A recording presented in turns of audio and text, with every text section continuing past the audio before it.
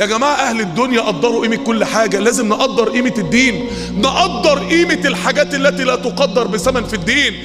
الصحبة، إنك تبقى عارف إخوانك، عارف الناس، تبقى ليك حد يا ابني لو غبت يسأل عنك، لو وقعت يسأل عنك، لو ماشي في الشارع مرة مهموم ياخدك يحضنك ويقول لك مالك، يبقى ليك حد لو جيت تقع في معصية في وسط الأسبوع تتصل بيه وتقول له تعالى الحقني، يبقى ليك حد عايز تقوم ليل تشجعوا بعض فيه، يبقى ليك حد عايز تزور مقابر تاخد ايدك في ايده. لما ابو جهل شاف سعد بن معاذ بعد اسلامه وبيطوف حوالين الكعبة وبيحسبه صاحبه بتاع زمان، ذهل، فوجئ انه قدام عملاق مش قدام بتاع امبارح.